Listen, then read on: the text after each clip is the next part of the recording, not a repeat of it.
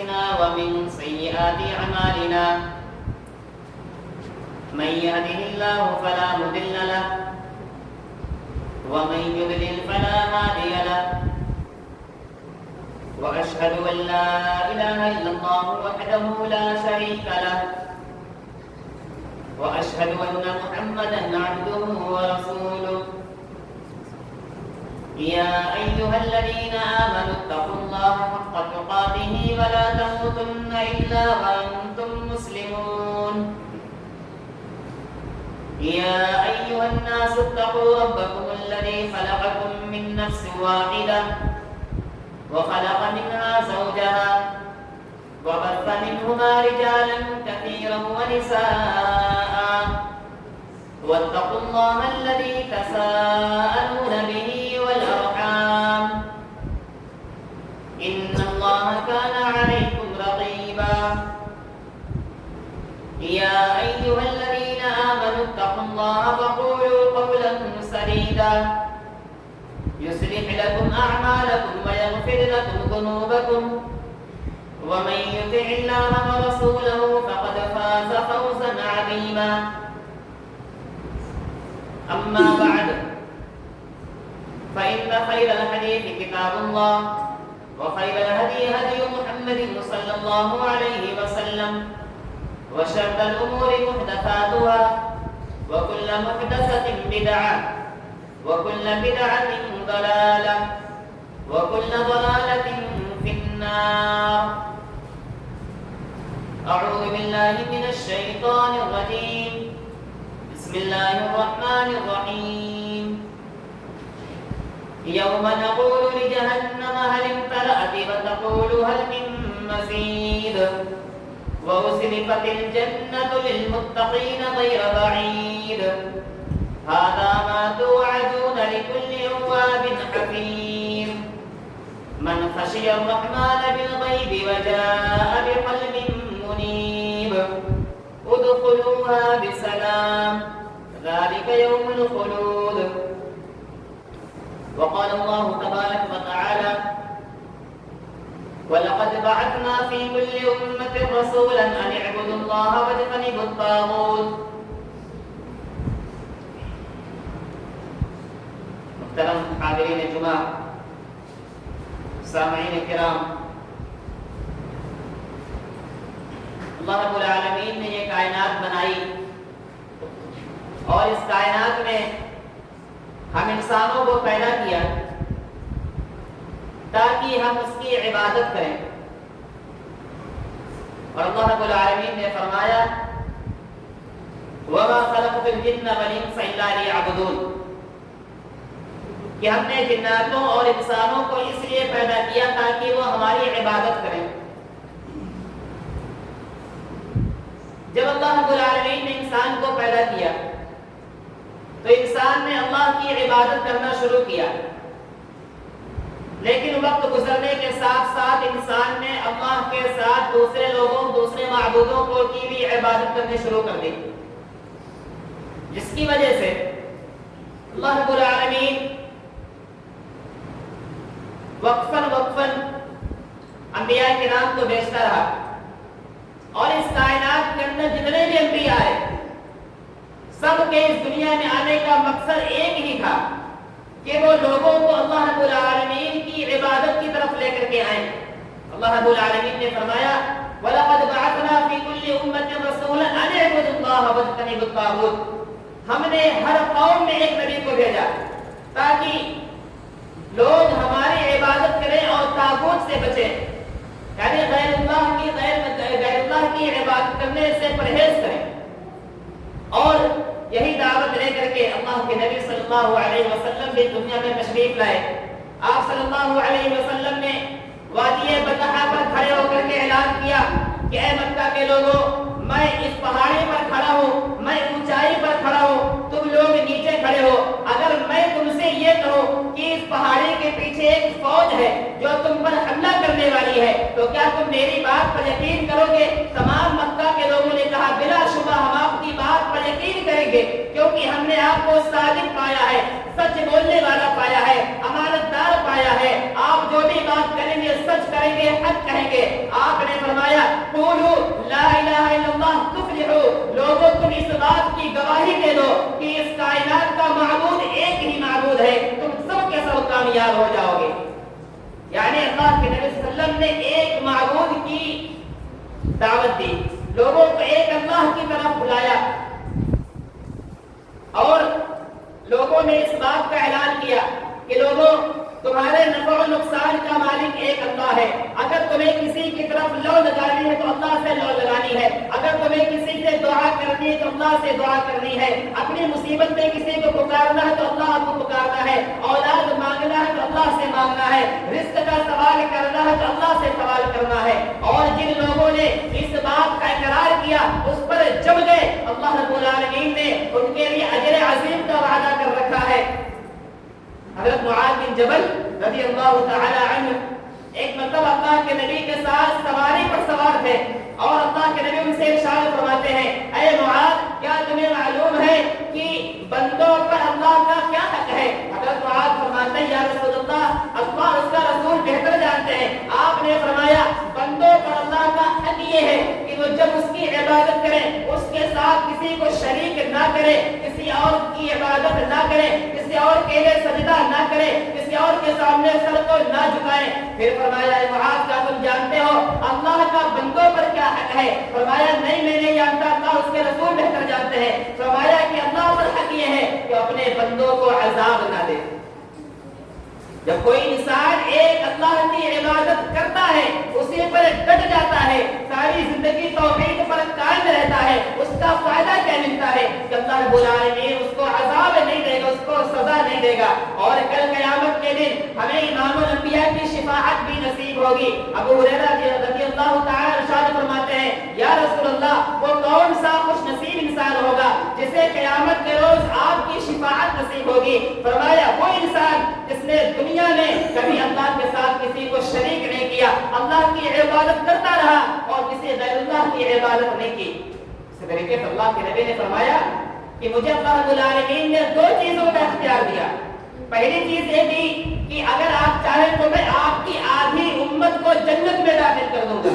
دوسرا اختیار یہ دیا کہ آپ قیامت کے دن شفاعت کر کے اپنی امت کو جنت میں لے کر کے جائیں۔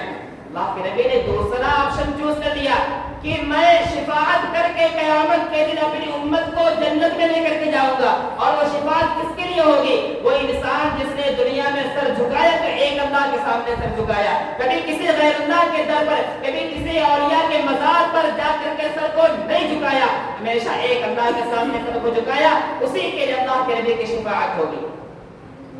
اور توحید اتنی بڑی نعمت ہے کہ جس کی وجہ سے اللہ رب العالمین انسان کے گناہوں کو بھی بخش دیا کرتا ہے، اور گنہگار انسان کو معاف کر کے جنت میں بھی داخل کر دیا کرتا ہے۔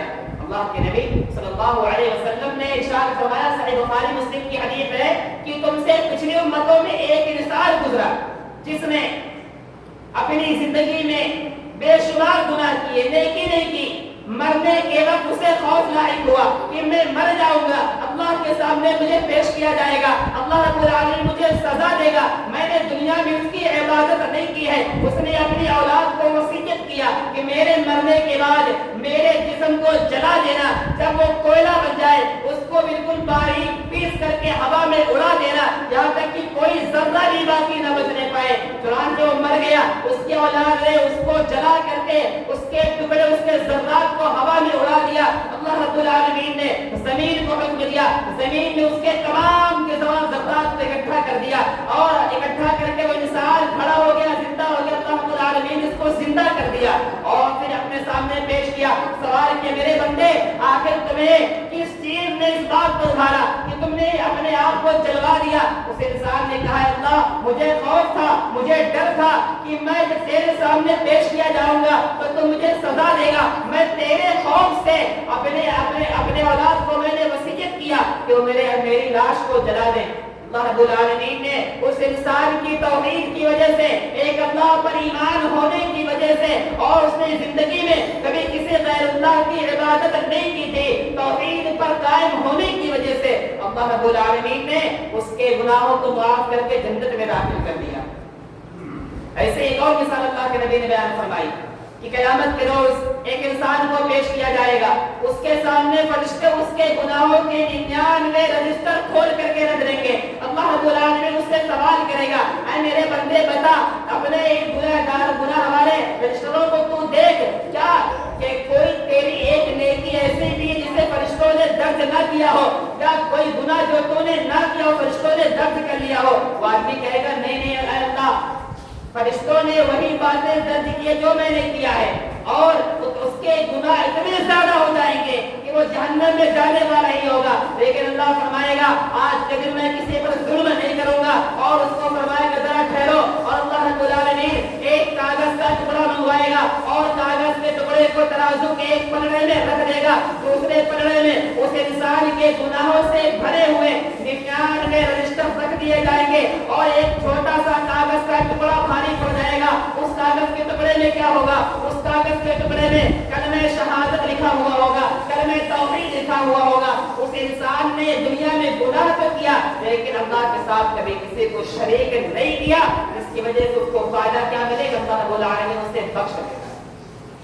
یہی وہ توحید ہے جو تمام دیا, اور ہمارے نبی جناب محمد رسول اللہ صلی اللہ علیہ وسلم لے کر کے اس دنیا میں آئے. لیکن ہمیں افسوس اس امت پر کہ اس امت نے اسی توحید کو بھلا دیا, شرک میں پڑ گئی. وہ کون سا شرک ہے؟ ان الشرک لظلم عظیم, ایک ایسا شرک جس کے بارے میں, ایک ایسا گناہ جس کے بارے میں رب نے فرمایا کہ شرک سب سے بڑا گناہ ہے. اور لوگوں میں یہ غلط فہمی پھیلائی گئی, لوگوں کا برین واش کیا گیا کہ مسلمان ایک مومن کبھی مشرک ہو ہی نہیں سکتا ہے. قرآن کے اندر جو آیتیں ہیں وہ آیتیں تو مشرکین مکہ کے لیے ہیں, ہمارے لیے نہیں ہے, آج کے لیے نہیں ہے. ایک مومن مشرک کیسے ہو سکتا ہے جبکہ قرآن کہتا ہے کہ مومن مشرک ہو سکتا ہے, لوگ ایمان لانے کے بعد بھی شرک کر سکتے ہیں. اللہ نے اعلان کیا الذین آمنوا ولم یلبسوا ایمانهم بظلم اولئک لهم الامن وهم مهتدون. اللہ نے اعلان کیا وہ لوگ جنہوں نے ایمان لانے کے بعد شرک سے اپنے دامن کو داغدار نہیں کیا وہی لوگ ہدایت یافتہ ہیں. ثابت کیا ہوا؟ ایمان لانے کے بعد بھی انسان شرک کر سکتا ہے. ایسا ہی فرمایا کہ سورہ یوسف میں کہ اکثر لوگ ایمان لانے کے باوجود مشرک ہیں, شرک کرتے ہیں. وما یؤمن اکثرهم باللہ الا وهم مشرکون. کوئی یہ نہیں کہہ سکتا کہ ایک مسلمان جس نے کلمہ پڑھ لیا, ایمان کا دعویٰ کر دیا, وہ شرک نہیں کر سکتا. بالکل اس سے شرک سرزد ہو سکتا ہے. یہ رب کا قرآن پکار کر کے کہہ رہا ہے. لیکن لوگوں نے یہ غلط فہمی عوام کے ذہن میں ڈال دی کہ آپ قبروں پر جا کر کے سجدہ کریں, ان سے وسیلہ طلب کریں, اس امت میں شرک نہیں آ سکتا. جی اسی بات لوگوں کے اندر پھیلا دی ہے, اور لوگوں نے وسیلہ تلاش کرنا شروع کر دیا, غیر اللہ کا وسیلہ جو کسی بھی ناحیے سے جائز ہی نہیں ہے. اور ایک ایسے انسان کو لوگ جا کر کے پکارتے ہیں, وسیلہ طلب کرتے ہیں جو منو مٹی کے نیچے دفن ہو چکا ہے, جس تک ہماری بات نہیں پہنچ سکتی ہے. اور ایک چیز غور کرنے کی ہے کہ ہم سب جانتے ہیں مکہ کے لوگوں کو قرآن میں مشرک کہا گیا, کافر کہا گیا.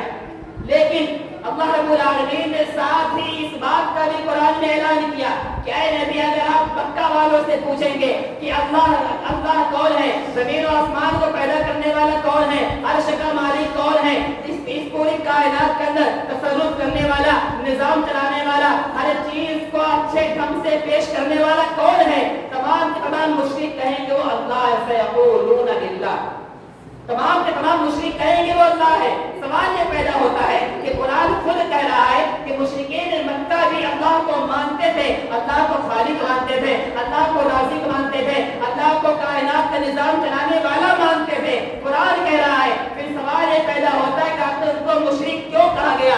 اس لیے کہا گیا کہ مشرکین مکہ اپنے معبودوں کی عبادت کرتے تھے اور کیا کہتے تھے, ما یقربونا ما نعبد باللہ یقربونا الی اللہ زلفا, ہم اپنے معبودوں کو اس لیے پکارتے ہیں تاکہ وہ ہمیں اللہ سے قریب کر دیں. اور آج کے زمانے میں بھی لوگ قبروں کا طواف کرتے ہیں, قبروں پر مزاروں کی زیارت کرتے ہیں, وہاں پر جا کر کے اولیاء اللہ کو پکارتے ہیں, ان سے وسیلہ طلب کرتے ہیں. اس کا سبب کیا ہوتا ہے؟ وہ کیا چاہتے ہیں؟ یہی چاہتے ہیں کہ اولیاء اللہ ہمارے اور اللہ کے درمیان وسیلہ بن جائے, ہماری باتیں اللہ کو پہنچا دیں. کیا فرق کر گیا؟ کوئی فرق نہیں. جو عمل مشرکین مکہ کا وہی عمل آج کے مسلمانوں کا, جو کہتے ہیں کہ ہم وسیلہ تلاش کر رہے ہیں اللہ کے لیے کسی غیر اللہ کا وسیلہ تلاش کرنا کسی بھی طور سے جائز نہیں ہے. اللہ نے اعلان کر دیا ومن اضل ممن يدعو من دون الله من لا يستجيب له الى يوم القيامه. تم جسے بھی غیر اللہ کو پکارتے ہو وہ قیامت تک تمہاری پکار کا جواب نہیں دے سکتے بلکہ وہ تمہاری پکار سے غافل ہے, تمہاری پکار کو سننے والے بھی نہیں. لیکن افسوس مسلمانوں پر کہ توحید جیسی عظیم نعمت کو چھوڑ کر کے شرک کے دلدل میں پھنستے چلے جا رہے ہیں اور ایک اللہ کو چھوڑ کر کے دوسروں سے لو لگایا, دوسروں کو مشکل کشا تصور کرنے لگے, دوسروں سے مدد طلب کرنے لگے, دوسروں کو حاجت روا سمجھ لیا. اور کرنے کی چیز یہ ہے کہ اس کائنات کے اندر اللہ کے علاوہ یا اللہ کے بعد اگر کوئی مشکل کشا ہوتا, اگر کوئی حاجت روا ہوتا, اگر ہمیں مشکلات سے نکالنے والا کوئی ہوتا وہ انبیاء ہوتے. انبیاء اس کائنات کی سب سے عظیم ہستی ہے لیکن کوئی بھی نبی اپنے آپ کو مصیبت سے نہیں بچا سکا. آدم علیہ السلام انہیں جنت سے نکالا گیا, جنت میں بے لباس ہو گئے, مصیبت پڑی, اپنے آپ کو نہیں بچا سکے. نوح علیہ السلام ان کے سامنے طوفان آیا, ان کا اپنا بیٹا اپنی آنکھوں کے سامنے طوفان میں غرق ہو گیا, ڈوب گیا, نہیں بچا سکے. ایسے ہی یونس علیہ السلام مچھلی ان کو نگل گئی, اپنے آپ کو نہیں بچا سکے. موسیٰ علیہ السلام کے سامنے پریشانی آئی, مریم علیہ السلام کے سامنے پریشانی آئی, یہاں تک کہ خود اللہ کے نبی کے سامنے پریشانیاں آئی اور اپنے آپ کو نہیں بچا سکے. مکہ میں اللہ کے نبی خانہ کعبہ کے پاس سجدے میں ہیں, کافر اونٹ کی اوجڑی لا کر تو آپ کی پیٹھ پر رکھ دیتے ہیں, اتنی بھاری بھرکم اوجڑی, اس کے بوجھ کی وجہ سے آپ اٹھ نہیں پا رہے, مصیبت میں ہے, اپنے آپ کو نہیں بچا سکے. آپ کے سامنے آپ کے صحابہ کرام کو درد دیا جا رہا ہے, تکلیف دی جا رہی ہے, ستایا جا رہا ہے, تو سارے مکہ ان پر ظلم کر رہے ہیں. آپ کے نگاہوں کے سامنے آپ کے صحابہ کرام مظلوم ہیں, نہیں بچا سکے. کہتے ہیں اصبروا یا آل یاسر فإن موعدکم الجنہ, اے آل یاسر صبر کر لو, کچھ دنوں کی بات ہے, تھوڑا سا ظلم ہے, وہ آخرت کی دنیا, وہ آخرت کی زندگی ہمیشہ کی زندگی ہے, میں تمہیں جنت کی بشارت دیتا ہوں. مصیبت میں ہے, نہیں بچا سکے. آپ کے سامنے آپ کی تین آپ کے بیٹے اس دنیا سے چلے گئے اور ان کو زندگی نہیں دلا سکے. ایسے ہی مدینہ میں قحط پڑا, لوگ پریشان ہیں, بھوکے ہیں, پیاسے ہیں, لیکن پھر بھی اللہ کے نبی نے نماز استسقا پڑھائی, رب سے بارش طلب کیا, لیکن اپنے نبی اپنے خود سے اپنے لوگوں کو, اپنے صحابہ کرام کو نہیں بچا سکے. ثابت کیا ہوتا ہے, مشکل کشا اگر کوئی ہے تو اللہ رب العالمین ہے, حاجت روا کوئی ہے تو اللہ رب العالمین ہے, اس کے علاوہ اس کائنات میں کوئی حاجت روا نہیں, کوئی مشکل کشا نہیں. لوگوں نے تو یہاں تک کہنا شروع کر دیا بھر دے جھولی میری یا محمد. اللہ اکبر, اتنا کھلم کھلا شرک ایسے نبی کے متعلق جنہوں نے خود کہا, اللہ رب العالمین نے ان کی زبانی اعلان کروایا قل لا املک لنفسی نفعا ولا ضرا الا ما شاء اللہ. کیا اے نبی کہہ دیجئے کہ میں اپنے لیے میں کسی نفع و نقصان کا مالک نہیں ہوں. اگر میرے پاس کوئی طاقت ہوتی میں اپنے لیے خیر و بھلائی اکٹھی کر لیتا, کوئی پریشانی, کوئی برائی, کوئی مصیبت مجھے چھو بھی نہ پاتی. لیکن اللہ کے نبی خود کہہ رہے ہیں لوگوں میں تمہارے کسی نفع و نقصان کا مالک نہیں ہوں. قرآن اعلان کر رہا ہے. لوگوں نے کہا نہیں, ہم اللہ کے نبی سے مانیں گے, ہم یا محمد مدد کہہ کر ان کو پکاریں گے, ہم ان سے اپنی جھولی بھروائیں گے, ان سے مدد طلب کریں گے. جب اللہ رب العالمین نے آیت نازل فرمائی وَأَنذِرْ عَشِيرَتَكَ الْأَقْرَبِينَ, کہ اے نبی آپ اپنے گھر والوں کو ڈرائیے. اللہ کے نبی کھڑے ہو گئے, اپنے خاندان والوں کو پکار کر کے کہنے لگے اے بنی عبد المطلب اپنے آپ کو جہنم کی آگ سے بچا لو, اے بنی عبد مناف اپنے آپ کو جہنم کی آگ سے بچا لو, اے بنی کعب بن مرہ کی اولاد اپنے آپ کو جہنم سے بچا لو. یہاں تک کہ آپ نے فرمایا میری بیٹی فاطمہ اپنے آپ کو جہنم کی آگ سے بچا لو, میں تمہارے کسی کام نہیں آنے والا. دنیا میں اگر تم مجھ سے کچھ چاہتے ہو میرے زندہ رہتے مجھ سے حاصل کر لو, میرے مرنے کے بعد میں تمہارے کسی کام نہیں آنے والا. اللہ کے نبی نے صاف صاف اعلان کر دیا ہے کہ میں مرنے کے بعد کسی کے کام نہیں آنے والا. اگر کوئی ہمیشہ کام آنے والا ہے تو اللہ رب العالمین کی ذات ہے, اور انسان کو اسی کے سامنے سجدہ کرنا ہے, اسی سے لو لگانا ہے. لیکن آج لوگوں نے شرک کی عجیب و غریب قسمیں بھی ایجاد کر لی ہیں, عجیب عجیب قسمیں لوگ شرک کی ایجاد کیے ہوئے ہیں.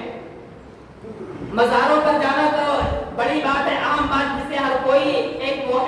سمجھتا ہے، لیکن کچھ چھوٹی چھوٹی چیزیں بھی، مثال کے طور پر کہ چھوٹا بچہ ہوتا ہے، چھوٹے بچے کے ماتھے پر نظر بد سے بچنے کے لیے کالا ٹیکا لگا دیا، ہاتھ میں کالا دھاگا باندھ دیا، کس لیے کہ نظر بد سے بچ جائے گا۔ اللہ اکبر، کالا ٹیکا نظر بد سے بچائے گا، ہاتھ کا دھاگا نظر بد سے بچائے گا، یہ بھی کھلا شرک ہے۔ اگر کوئی چیز نظر بد سے بچا سکتے تو اللہ رب العالمین ہے، اور اس کے لیے جو دعائیں بتائی گئی ہیں اس دعا کو پڑھنے پر اللہ رب العالمین نظر بد سے ہماری حفاظت فرمائے گا۔ وَمَن يَتَوَكَّلْ عَلَى اللَّهِ فَهُوَ حَسْبُهُ، جو انسان اللہ پر بھروسہ کر لے اللہ اس کے لیے کافی ہو جاتا ہے۔ لیکن آج مسلمانوں کا عالم یہ ہے کہ ان کے رگ رگ میں شرک رچ بس چکا ہے۔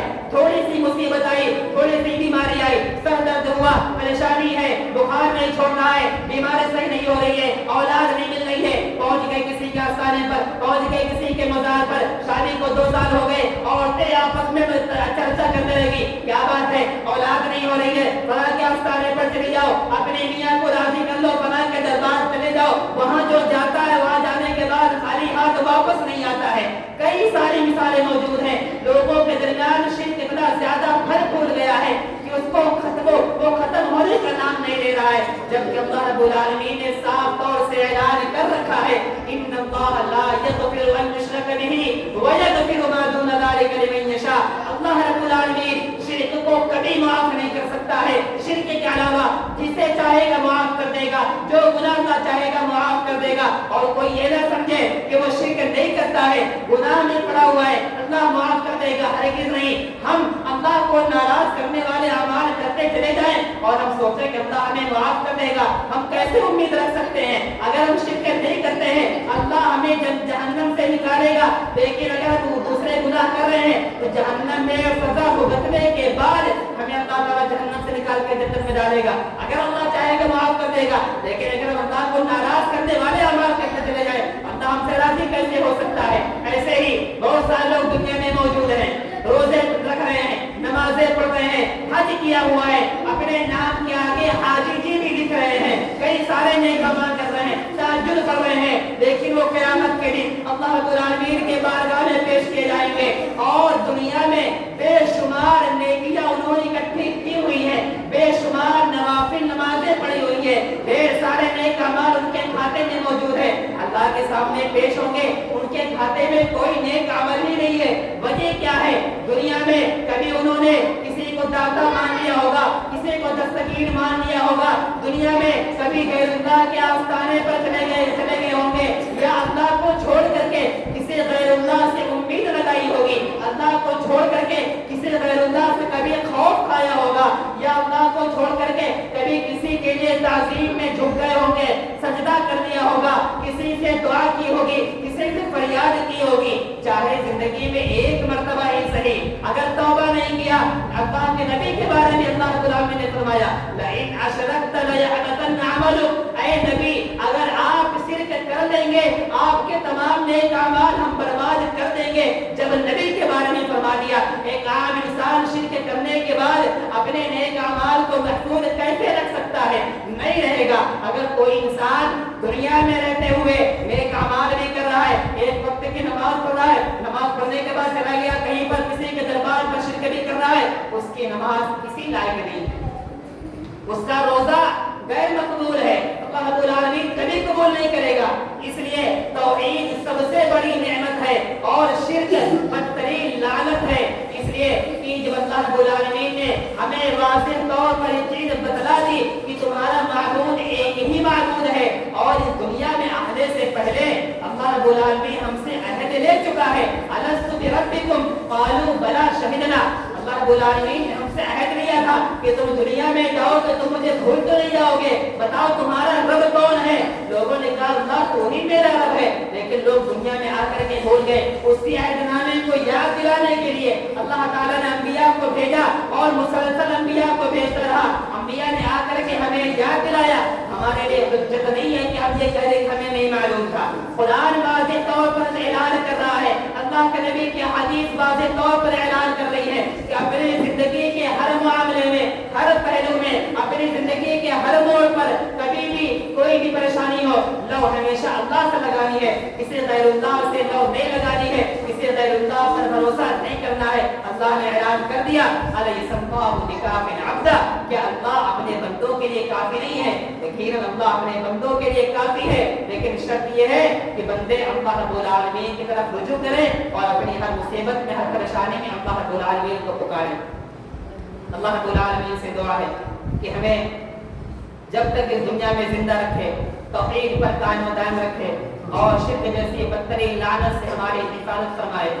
آمین تقبل یا رب العالمین۔ اقول قولی هذا واستغفر الله لي ولكم ولسائر المسلمين والحمد لله رب العالمين۔